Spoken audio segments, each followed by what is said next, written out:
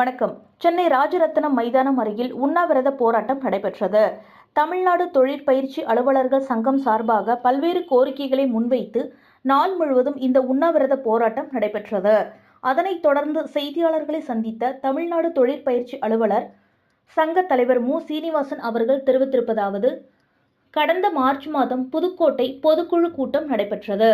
அதில் எடுக்கப்பட்ட முடிவு யாதெனில், டிஎன்பிஎஸ்சி மூலம் நியமனம் செய்யப்பட உள்ள ஜேடிஓ பணியிடங்களை டிஜிடி வழிகாட்டுதல் படி விகிதாச்சாரத்தில் நியமிக்கப்பட வேண்டும். பணிமனை உதவியாளர் காலி பணியிடங்களை உடனடியாக நிரப்பிட வேண்டும். தமிழக முதலமைச்சர் அவர்களின் தேர்தல் கால வாக்குறுதிப்படி பிபிபி மற்றும் சிஓஇ திட்ட தொகுப்பூதிய பயிற்றுநர்கள் மற்றும் உதவியாளர்களை பணி நிரந்தரம் செய்ய வேண்டும். 2005ஆம் ஆண்டு பணியில் சேர்ந்த பணிமனை உதவியாளர்களின் தொகுப்பூதிய காலத்தை பணி வரன்முறை செய்ய வேண்டும். பதவி உயர்வு மற்றும் காலமுறை இடமாறுதல் கலந்தாய்வு முறையில் வழங்க வேண்டும். எம்எஸ்டிஇ வழிகாட்டுதல் படி சான்றிதழ்தாரர்களுக்கு முதல்வர் பதவி உயர்வு வழங்க வேண்டும். எங்களது கோரிக்கைகளை உடனடியாக நிறைவேற்ற வேண்டும். இன்றைக்கு வரைக்கும் அந்த கோரிக்கை நிறைவேற்றாத சூழலில் வேறு வழியே இல்லாமல் 4ஆம் கட்ட போராட்டமாக இந்த உண்ணாவிரத போராட்டத்திலே நாங்கள் பங்கேற்றிருக்கின்றோம். குறிப்பாக தமிழக அரசாங்கம் அனைத்து துறைகளுக்கும் ஒரு சுற்றறிக்கை அனுப்பப்பட்டு நிதிசாராத கோரிக்கைகளை உடனடியாக சங்கங்களுடைய கோரிக்கைகளை அழைத்து பேசி நிறைவேற்றி தர வேண்டும் என்றும், அதே போல அங்கீகரிக்கப்பட்ட சங்கங்களை 3 மாதங்களுக்கு ஒரு முறை அழைத்து பேசி கலந்தாய்வு கூட்டங்களை நடத்தி கோரிக்கை நிறைவேற்ற வேண்டும் என்று அறிவிப்பு அளித்திருந்தது. ஆனால் இந்த நிலையில் கூட எங்களுக்கு நிதிசாராத கோரிக்கைகளை நிறைவேற்றுவதற்கு இந்த துறை நிர்வாகம் தயாராக இல்லை என்பதை தெரிவித்துக் கொள்கின்றோம். குறிப்பாக இந்த துறையில கிட்டத்தட்ட 1400க்கும் மேற்பட்ட காலி பணியிடங்கள்ல 850க்கும் மேற்பட்ட காலி பணிகள் என்பது பயிற்றுனர் பணியிடம் என்பது இருக்கின்றது.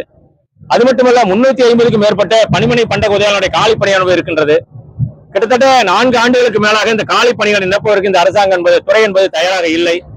தொடர்ந்து வலியுறுத்தியும் இதை நிரப்புவதற்கான எந்த விதமான நடவடிக்கையும் இந்த துறையிடம் இல்லை என்பதை தெரிவித்துக் கொள்கின்றோம்.